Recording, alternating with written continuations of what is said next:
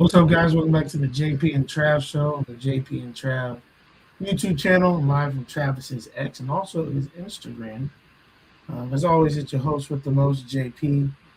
And to my right, I have my esteemed brother, co-host, and friend, Travis J. Davidson. Travis, how you feeling today, brother? Man, I'm feeling good. Everybody got ease up on you in the comments. It was definitely me that made us late this time. I am up here in Kansas City at my boy Jay's house right here. He's kicking back, watching some sports in the man cave. So I left Tulsa this morning, came here, did a podcast, did radio for 3 hours, went to the Kansas City Convention Center to set up our booth for Team Sports Consulting Group. Left there, came straight back here, got set up, went live. So, anyways, and then of course Instagram's like it takes a little while to get adding Instagram it took another couple minutes, but usually it's about half and half. Occasionally JP's a little late, that's why he goes live from the car occasionally. But this one, 100% on me. 100% on me.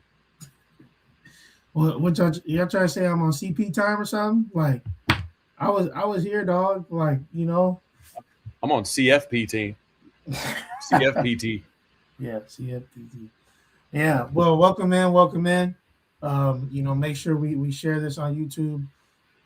Okay, the Hard to Kill shirt has made its appearance. Yep, Jamie got it for me as a surprise from Balfour and Norman. So that's awesome. Had to rock it. You had to, and yeah, it's gonna be exciting, right, to see kind of what happens with this game on Friday. We talked about it a little bit here and there. Obviously, we did kind of a larger preview of the season or a review, of the season last week with plays and different things like that. But now it's game time, Trav. I mean, we hear playoff football, baby. Like we're ready to roll in Norman. Yeah, yeah. It's that line keeps swinging. OU, I think, is favored on most books now, even 1.5. It's not plus money on either side, so at least from what I'm seeing. So it's like I think Oklahoma is like minus 108, and I think Alabama's like minus 118, something like that. Last I saw, but I mean, when Oklahoma takes the field, I imagine it'll be the loudest environment we've heard in a long, long time. I mean, opportunity to win a a playoff game in front of your home crowd doesn't get any better than that, right? I mean, especially in the football environment, you got nearly 90,000 people, on top of the on top of the band as they come out. And a night game too. So this crowd is going to be fully lubricated with all kinds of alcoholic beverages. I always recommend Horns Down Fine Spirits, of course. But yeah, it's gonna be wild. Game day is obviously going to be there. I mean, I know national people that have nothing to do with Oklahoma that are making the trip because they're so excited about what the environment can be. Yeah, it's exciting. But I was just telling my buddy John, I'm like, you have to win. You have to. What better opportunity? You're gonna have home game against a team that you beat a month ago, a team you whooped last year. A lot of the defense is the same players, so you got to go take care of business. You've been winning ugly all year. Give me a 1-point win and send me to the Rose Bowl. Yeah. I don't care how it happens. It just, like you said, we got to make it happen. I think that this is, and here's a question right off the top, Trev, for both of us. PG and J, I guess, have been having this discussion this week.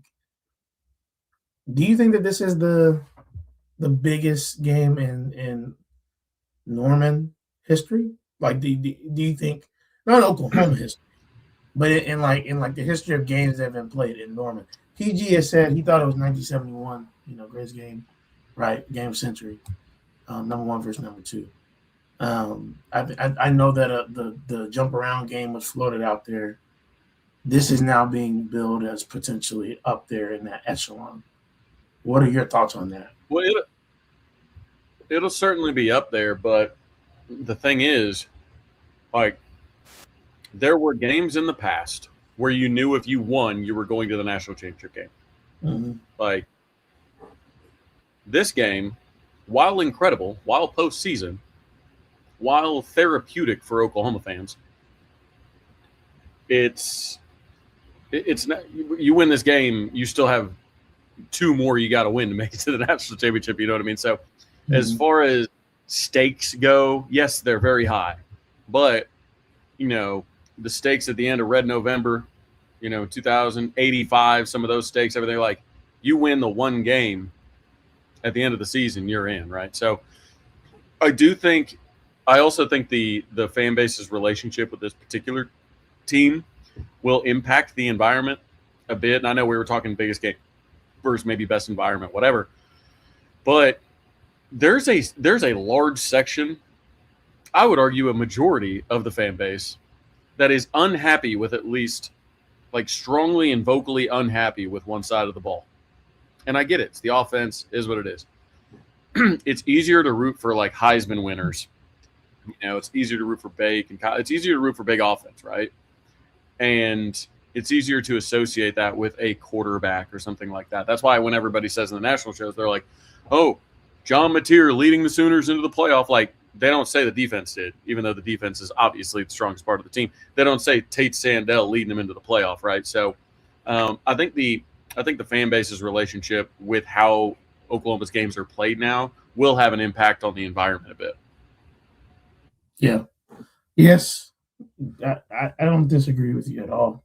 I think it'd be interesting to see just what a win would mean and what the atmosphere in Norman would be after that. Because I was there for the win that secured a playoff spot. And I know that in and of itself was crazy. Like, just it's like I said, I've been to a few games in Norman, and that's the craziest I went to 2012 Bedlam, which I would consider one of those, like, overtime win against a rival, walk-off touchdown, like, exciting stuff, right? I guess Oklahoma State, but even still, like, I've never seen a crowd like what happened against LSU when Satania caught that ball and scored a touchdown. Like, I looked everywhere. Everybody was jumping. Everybody. Not I think part of that is the trust of the defense, right? Like, if you score late against 2017, if 2017 Oklahoma scores late, you're wondering, did they score too fast? You know what I mean?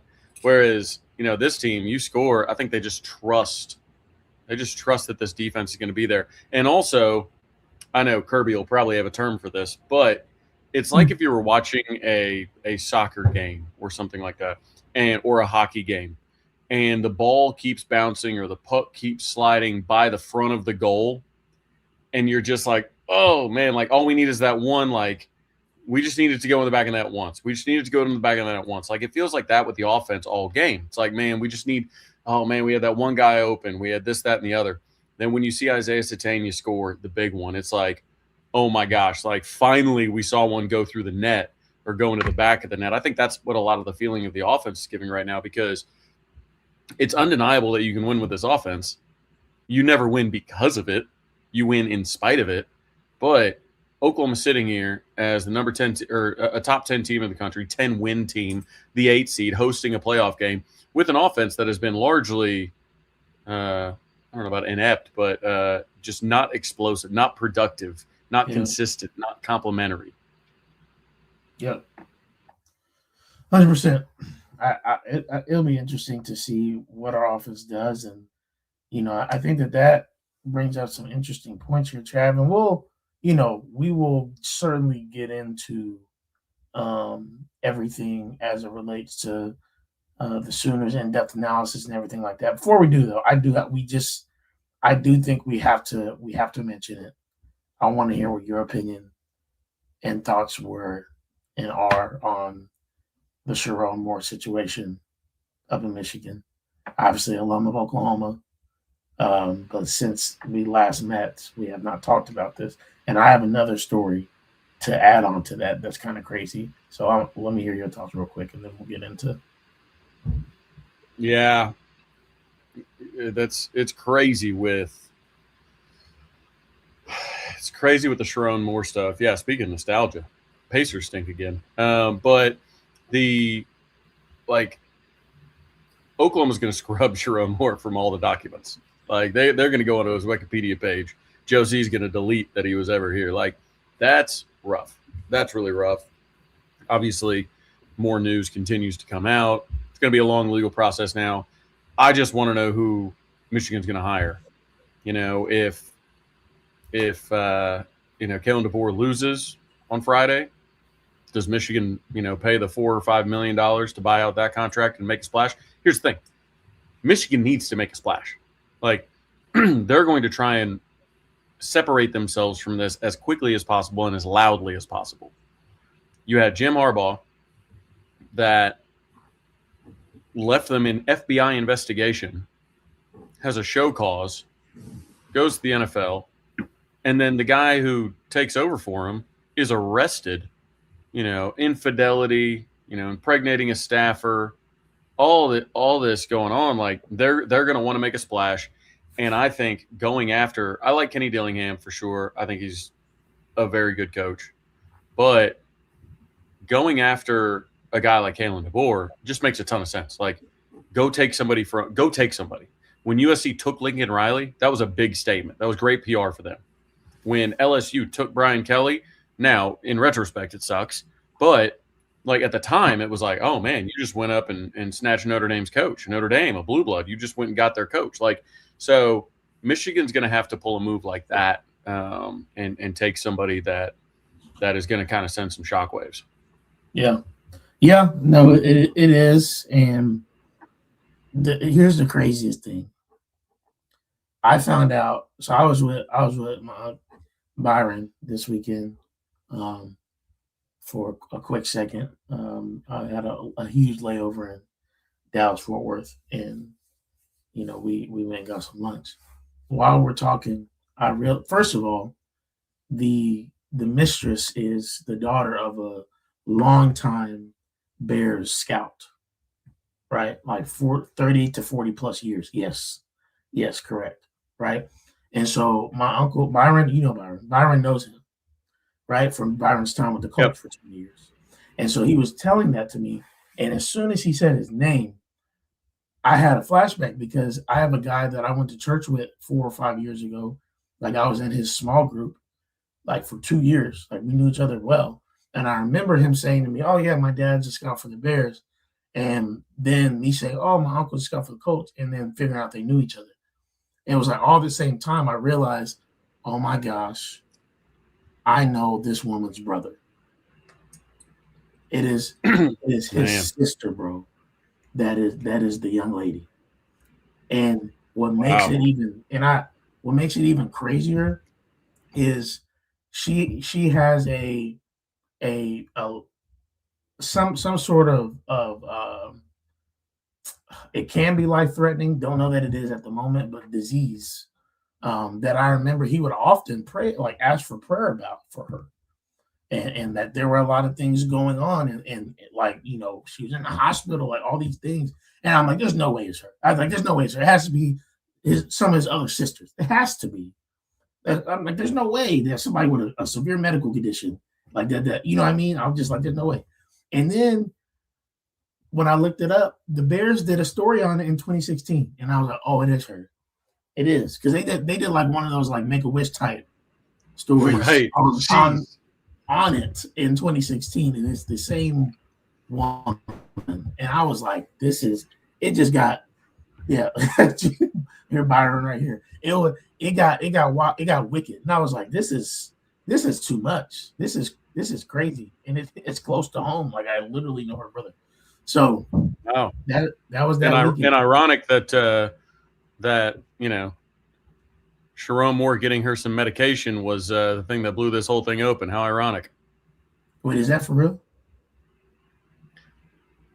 The story that I heard was that there was like Plan B that was ordered under Sharon Moore that was delivered to her, and like the DoorDash person was like, Sharon Moore, what? Huh? Yeah. But yeah, I don't know what her condition is, but I know she's been getting injections. So, anyways, we can move on to the OU playoff game. Yeah. Yes, indeed. So what are our thoughts on what is an offense? Like, what do we need to see from the offense, right, to have some success? Because like Javante Barnes, obviously, it seems like he's maybe going to play, and I think that's interesting.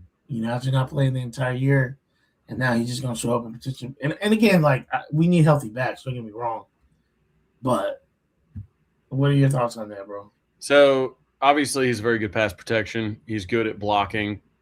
If they want to get John Mateer run game going, like a lot of people thought or are saying, like there's no way we see, like there's simply no way we see Javante Barnes.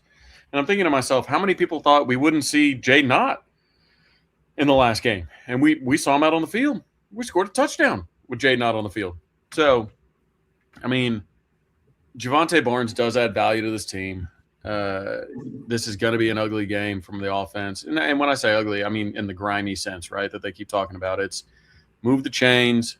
You can pick up third downs just like you did against Tennessee, like 3rd and 3, quick outs, something over the middle, 3rd and 3, 3rd and 4. Stay in that world. Don't put yourself in 3rd and 8. Don't put yourself in 3rd and 12. But the way you're going to do that is going to be able to try and run the ball effectively, right? You need to run the ball effectively and wait till late in the play clock if you are going to, if you're going to sub out and whatnot. Try and give your defense a rest. Like you need to serve – this is a team that needs to serve the defense and the special teams because both of those are elite. Serve them. Give them time to rest. Set them up without short fields to defend. Give them the advantage in that. And the offense has to pick up third downs, cannot turn the ball over. In this game, or in the previous Oklahoma-Alabama game, Oklahoma started 4 possessions in Alabama territory.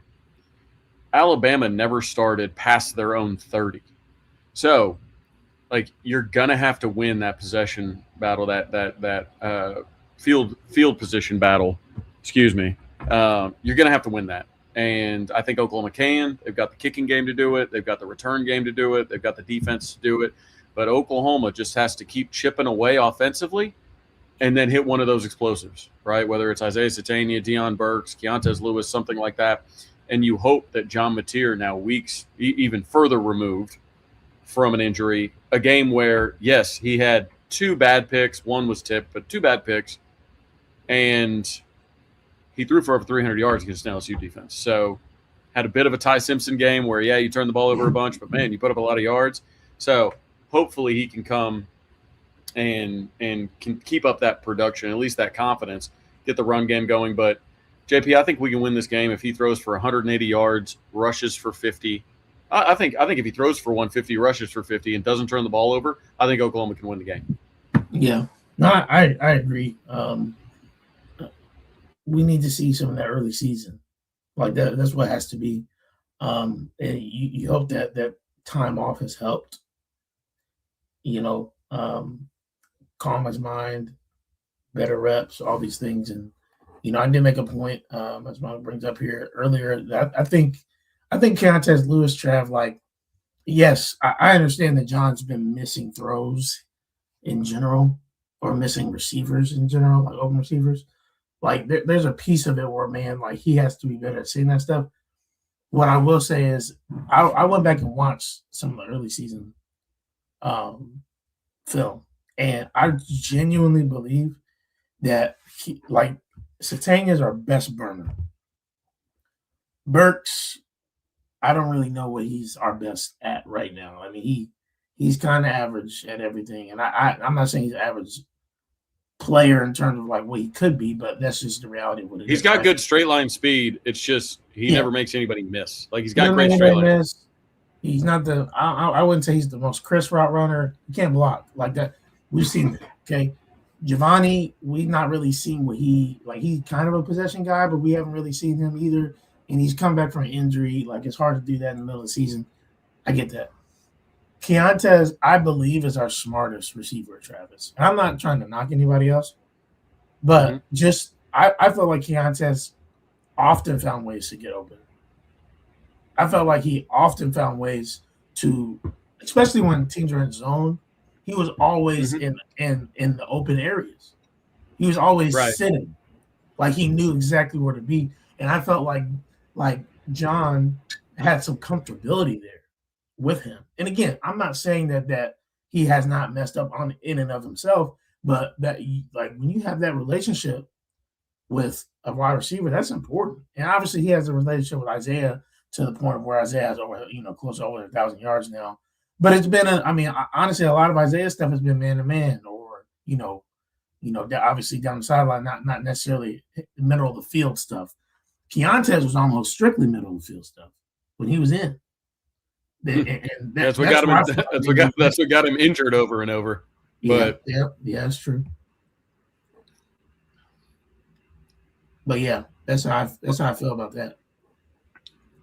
What's crazy is we had a guy from like Alabama radio station come on KREF with us today, and he said that it's not as much of a back issue as it is a blister on his throwing hand issue. He said that he's got blisters on his throwing hand, and they're trying to deal with that and fix that. And I'm like, I've never heard of a starting quarterback this late in the season have blisters on his throwing hand. I mean, I know they can't run the ball, but damn, like, you got blisters going into a playoff game? What are we doing here?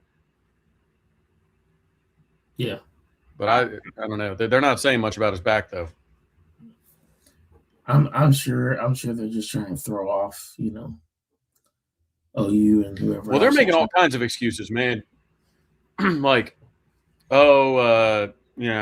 when we played there last time, the lights were weird, so like that threw us off our game. When we played, we didn't have this guy or that guy, or as long as we play clean, they don't have a way to beat us in this. It's like they're just coming up with excuses. They from blisters to lights.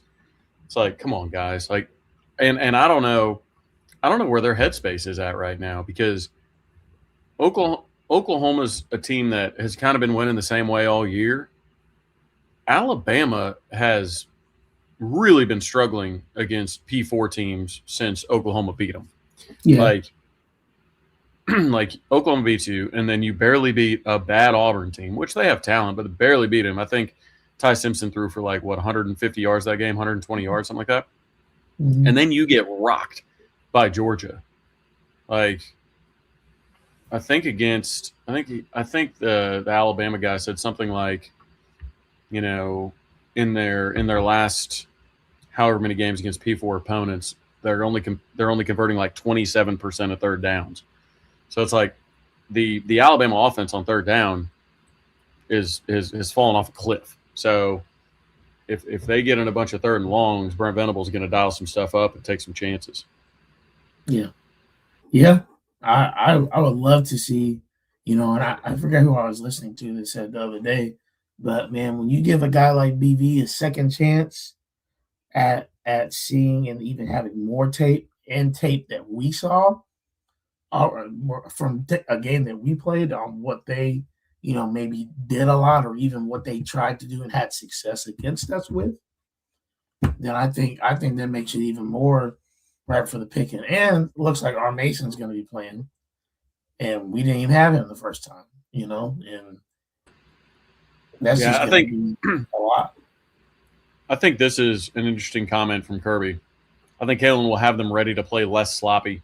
I don't think Alabama played sloppy necessarily. Like I know that you see turnovers and things sloppy. Like, Brent Venables baited Ty Simpson in mistakes, or Taylor Wine detonated Ty Simpson and to force a fumble. Like, Oklahoma made their own mistakes, but it wasn't a situation where I think that Alabama was just careless with the ball. Like, Jaden Hardy punched out a punt fumble.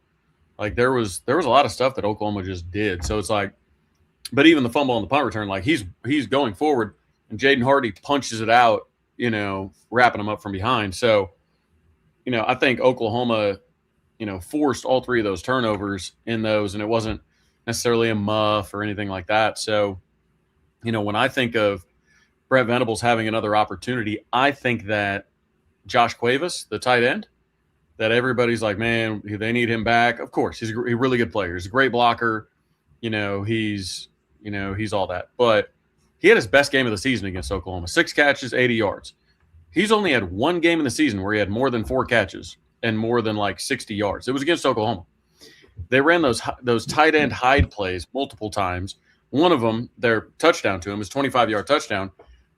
The whole team's looking at the sideline when the ball is snapped. Ty Simpson catches it. They catch Oklahoma sleeping. I don't think you're going to see that from Brent Venables this time around. I think they're going to have better eyes. I think they're going to be more aware. That type of trick stuff, you can't run it again against Brent. It just, you put it on film now. That's when you used it. So, good luck using it again. You better have some other iteration of it. Yeah. We're just going to have to, the reality is we're going to have to bust. We're going to have to bust a lot for them to have any success. There's going to have to be busted coverages. Don't clip that. There's going to have to be busted coverages, in my opinion, for them, because we've proven that we're better on in the trenches. We've proven that we can disguise things and make Ty throw interceptions. So I just don't see, unless, like I said, there's busted coverages or busted run fits. I don't see where Alabama, has sustained success. Does that mean they won't have something here or there? No, they're still a good team, even with their flaws. That's why they won 8 in a row before they ran into us. They're still a good team. Let's not act I don't want to act like they're poo-poo or something like that. I mean, they are running the football, and so are we, honestly. But the reality is we're still going to have to show up, and I fully believe that BV has them ready. Now, obviously, that's defensively. Offensively, we have to make sure we don't turn the ball over, which is something we did not do when we went there or against them last time. We did not do it. And so I know sometimes it's easy to just take what you saw last game from a kid and say that's going to happen this next game. But I don't know. With 3 weeks in between the LSU game and Friday, you have to feel like John has flushed some of that stuff, right? Yeah, I think he's playing obviously from a health perspective. He's going to be his best that he's been all year, outside of maybe first couple of weeks. But he's had time with the receivers, he's had time with his offensive line, and he went into those last 2 games of the year really talking about how he wanted to focus on stepping up into the pocket and delivering a strike. He would get, there were so many times where he had time and he would still move out of the pocket and he'd go to the right. And, that eliminates half your field. And then he'd tuck it, he'd run, do something. If he just stays in the pocket, and so many times he stays in the pocket and then escapes up through the middle of the pocket, right? And he's able to gain some real yards. So, yeah, I think John has been focusing on the right things, and you say just threw 300 yards, against LSU. So I'd take 200. You sign me up for it right now. Yeah. I also wonder, Travis, how his knee's doing. I wonder how his knee's doing. You would think he's been running the ball effectively since I don't know, the last month. So, he ran the ball effectively against Tennessee. Uh-huh. You know, he had a rushing touchdown against Alabama. Ran the ball well. He had a rushing touchdown against Mizzou. Anyways, he's been running the ball fine. So I think he understands what he is as a quarterback. It's what he was at the beginning of the year too. He had the nation's longest streak for passing touchdown and rushing touchdown. Yeah. I mean, that's what he is. Equally effective on the ground. So they got to bang away at that and hope that his body holds up for this and 3 more games. Yeah. Yeah, man. What a story that would be, man, if we go in and do the improbable and get to, you know, the national championship game. It'll be incredible. Guys, go ahead and ask questions as we continue to talk about the game, and we'll answer what thoughts you guys have. Yeah, I don't disagree with this. I feel like right now, honestly, for me, I would just rather him. I'm not saying I don't want him to be a pocket passer, but to win games, man, like I don't care if you gotta go through 2 reads, go. Like if it's open, if it's open in the middle, I would just go. Because again, 10 yards on the first down is better than you trying to force something. Correct? Yeah, I just think, you know, he's trying to do it right now. But even if it's a short read, like go up, not out. You know what I mean? Don't drift. You know, don't fade into the pocket, and all of a sudden, your tackles who have been doing their job and pushing guys upfield, all of a sudden you're trying to escape, and you got to go all the way around that defensive end instead of stepping up and then going to the right or to the left in between the defensive end and the whatever interior pass rushers they might have. So, I mean, I think little things like connecting on the Isaiah Satania, connecting on that tunnel screen touchdown, like that's the kind of stuff that rewards John Mateer, right? Even the deep pass to Isaiah Satania, like there were people that were like, "Oh, he's got to lead him." It's like, no, hit him with the football. If you're standing that wide open, have him stop and catch it for all I care. Like we don't need to be trying to lay, a perfect, rainbow deep ball as he's running in stride. Like just hit him with the football. So I think he's gotten better at layering his throws, knowing when to, throw the fastball, but also, kind of throw out to those running backs a little bit, put a little bit of touch on them. So I don't know. You saw some things in that LSU game that obviously outside, when he wasn't throwing it to the other team, you saw some things. You saw a lot of things to like.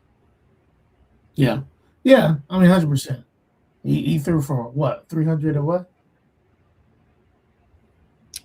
He threw for, I don't know, 320 or something like that. Yeah. That's hilarious. I got the stream set up for Instagram. I copied it over everything. I forgot to hit go live on Instagram. So we got people diving in right now. You're about to see the numbers go up. Sorry, you half hour late. We still new to this, but you'd be all right. You didn't miss it too much. We just been talking about. And that's just my first beer, I promise. First beer, I promise. But yeah, guys, continue to ask questions. Like, what are your thoughts? What are your guys' thoughts on the game? What do you think? You want to see, and then we'll give a score prediction here. Who?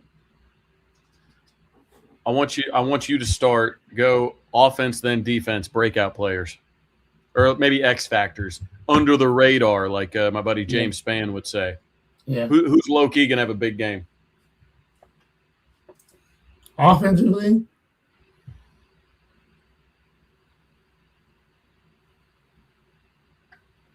I would like to say Jaren Kanak finds a way to be more involved again in the offense, like he was early on, and for whatever reason, that kind of tailored off.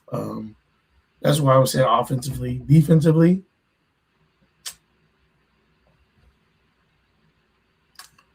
Defensively, I'm going to go – this is going to be interesting. Corlin Guillory. And here's why I say that. Yes, he's been an X factor in terms of not having the ball thrown his way, but he doesn't have a pick this year. I'm calling that Corlin Guillory gets his first career interception on Friday night. That would be a it'd be a heck of a time to have it. Yeah, I mean he's got a tough assignment, right? Bernard, Brian Williams, they're dudes. There's no doubt about it. But Bowen brothers want to take my answer. That's so funny. It is crazy that both of you picked a guy that's a freshman All-American. I mean, man, low-hanging fruit there. But I'm going to take, with my offensive player, Xavier Robinson. I know he's feeling good. He's removed from, an injury that hobbled him a bit. He's feeling, and this is what you dream of as an Oklahoma kid, right? Like, grew up right down the road.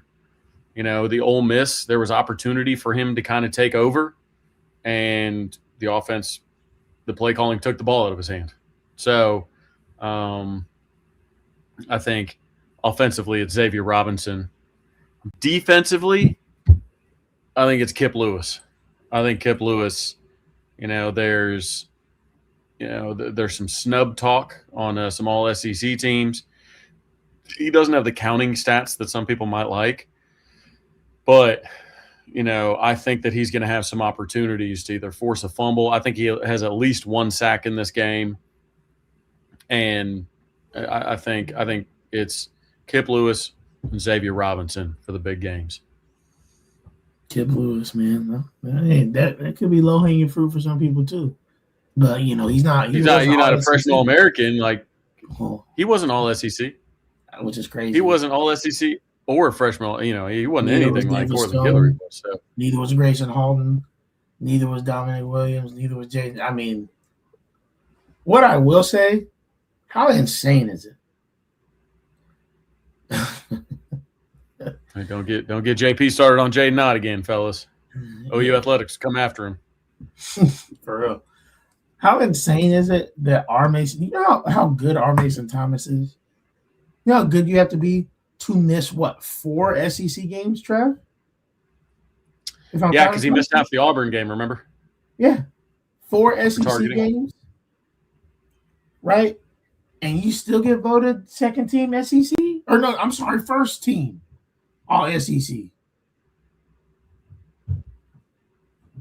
Yeah, that's crazy. He didn't play half the season. I was shocked, and he deserves it. He deserves it. But it's just crazy to me. I was like, dang, that is nuts that you can miss half of the SEC season and still be voted number 1. I mean, and that's what it's almost like the last thing they saw of him was one of the biggest, if not the biggest play of Oklahoma's season, or at least most impressive. Like he stiff-armed a guy for 20 yards. Like, and as he was injured, hobbled down the sideline for a touchdown on the road at Neyland. Like, yeah. So I think that's the last thing they see. It's almost like, man, it's almost like they would have felt bad if they didn't do it. You know what I mean? Mm-hmm. Do you think R. Mason can go in the first round? I don't think he can.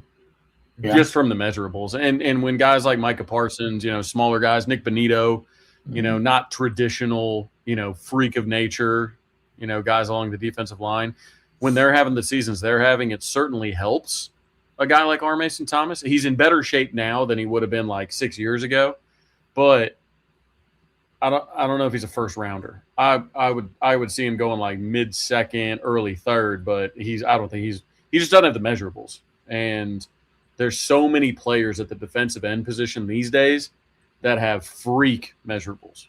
So get our NFL scouts' thoughts on it. Give us a 10-word rundown, Byron.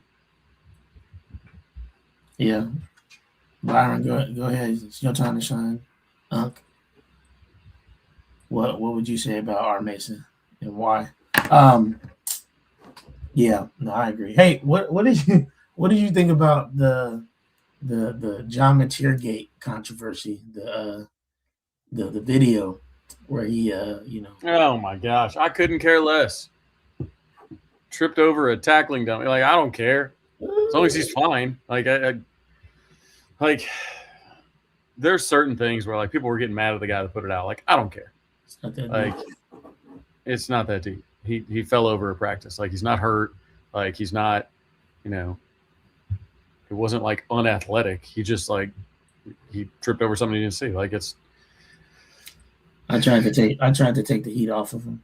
I know yours looked way less athletic though.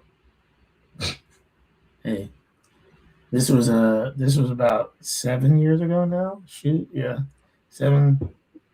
Just sat there, making sure you're all okay. 6 years ago, and I was splitting time. This is before I became an athletic director. I was a PE teacher and also working at a trampoline park as a manager. And yeah, you did that thing. You did that thing that you know. Once you get old, you do. Not only do you look around to see who saw you, but you got to wait to make sure that like nothing hurts real bad. You know what I mean? Like you sit there and you're like, all right, everything like wiggle the toes. Like, all right, like I feel all right. All right, time to get up. Like yeah, that's an old head move right there. Byron said, explosive athlete with good bend and body control, not ideal length. Starter as a sub package rusher. Yeah, seeing like his speed to power stuff, especially against Auburn, was impressive. But yeah, it's just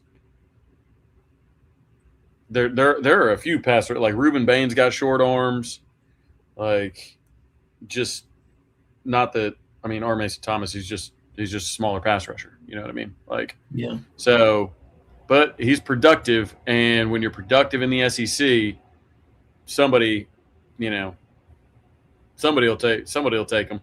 So, I mean, he's first team all SEC defensive linemen don't probably drop out of the top 3 in my rounds. I can't see that is. The production's going to be there, and also there's a premium on pass rushers. So, like even the more physically, ideal athletes, they'll go earlier. It's all about. In my opinion, it's quarterback, protect quarterback, attack quarterback. Like those 3 positions, you got to go those. Like, yeah, I think NFL scouts have missed the boat if they don't ask him about what Grayson Holton said and said, yeah, against Auburn, he was like, hey, guys, you can take this play off. I'm going to go finish it. And you saw every other defensive lineman stand up and kind of just stand there, and R. Mason Thomas blew through the right tackle and the chipping running back and then spiked Jackson Arnold down onto the ground. Like that kind of stuff, that's the kind of stuff people are going to want to hear about in those interviews. But you're always going to have a job if you can effectively get to the passer. Like, simple as that. Yeah. Yep. Byron agrees. Let's go ahead and get a little score prediction now so we can kind of talk about, see what everybody's thinking. Yeah. And then we can finish this out with any more questions about the game on Friday. But SEC Unfiltered.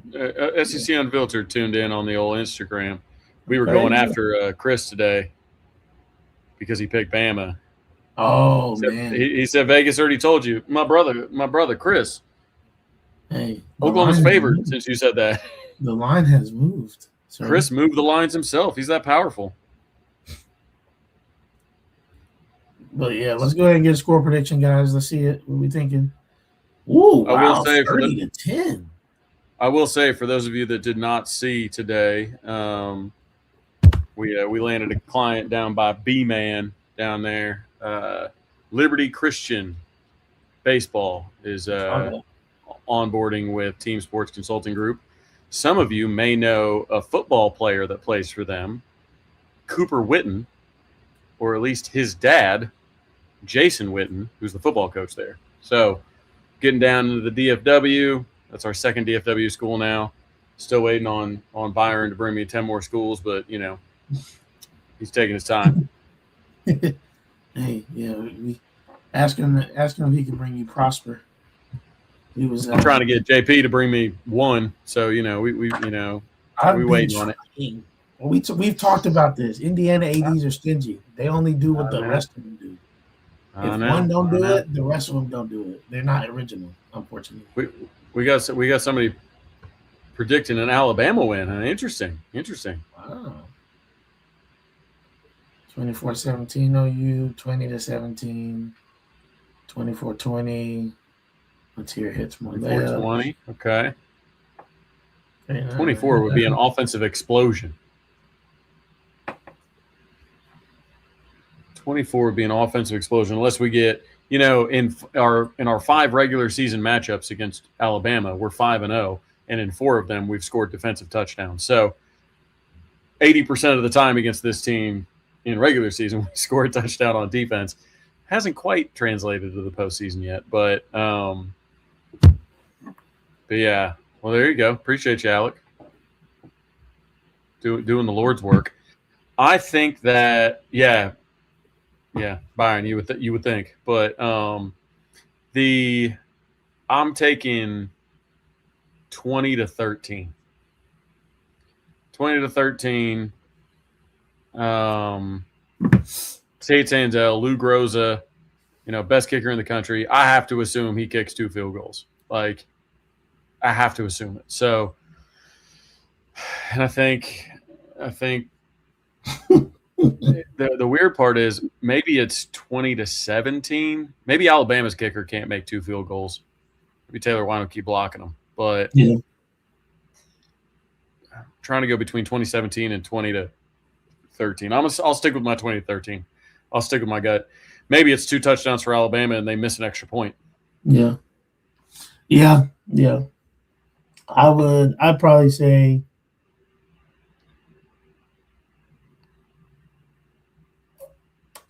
24-14. That's mine.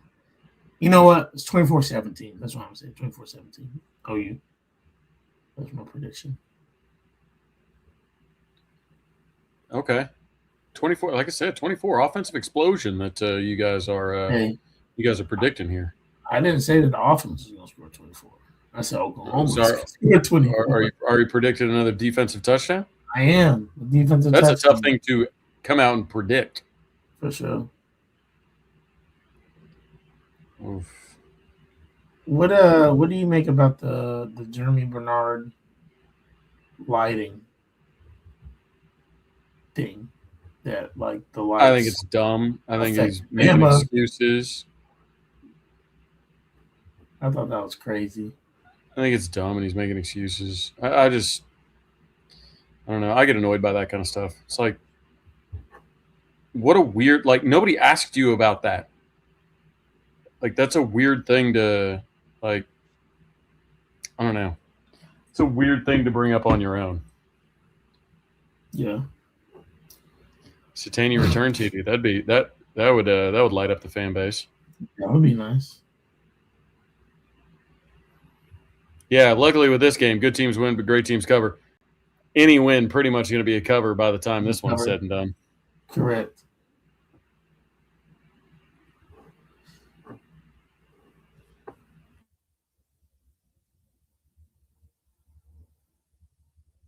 My boy Jay behind me watching the game still. We're in the war room right here. Got all the screens. What game is on right now? We got Minnesota and Memphis. That one's coming down just 24 seconds. As long as Memphis makes their free throws, they'll beat Minnesota. Yeah. And then the Cavs lost tonight. Yeah, I was shocked. I mean, I know the Bulls have been playing fine, but I thought the Cavs would get the job done. I still can't believe Jaren Kanak hasn't had one. Jaren Kanak not having a touchdown and Cortland Guillory not having a pick. Like, both of those are shocking to me, especially considering the way the rest of their season went. Like, Jaren Kanak is made an all-SEC team. He really did, which is nuts. Like, Jaren Kanak made an all-SEC team. Cortland Guillory is a freshman All-American. Jaren Kanak has not scored a touchdown. He's thrown a 2-point conversion, but he's not scored a touchdown. It's crazy. Like, it feels like you've got to get him one, right? Like, you've got to do whatever you can to scheme up a specific, like, in the red zone, you just got to target Jaren. Target Jaren over. Like, I don't even care what's open. Target Jaren. If you like a play call, make sure Jaren's the target on that play call. Yeah. Yeah. What did I say to somebody? I think I said something like Eli Bowen being valued as much as Jaren Kanak was offensively is crazy to me.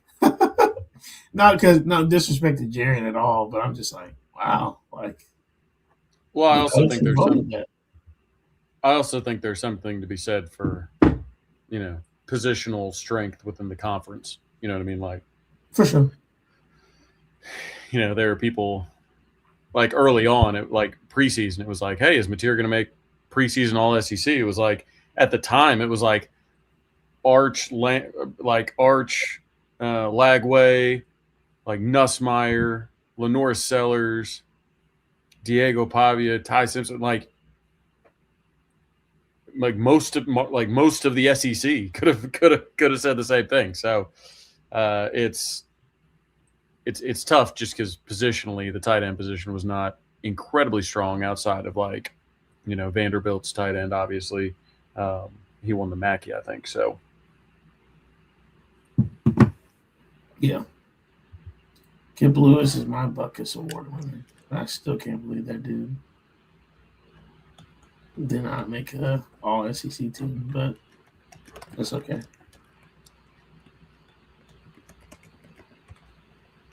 So, Trav, yours was 20-14. Is that correct?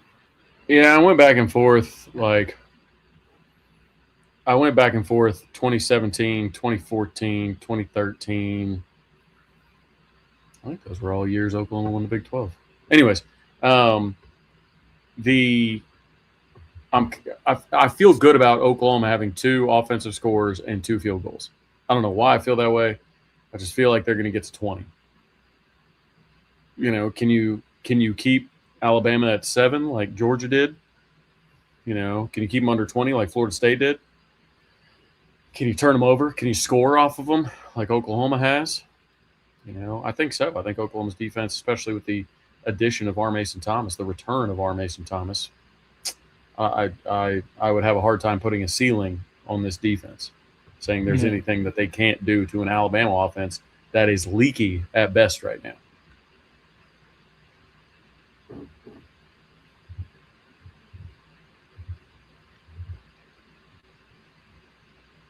That probably won't happen.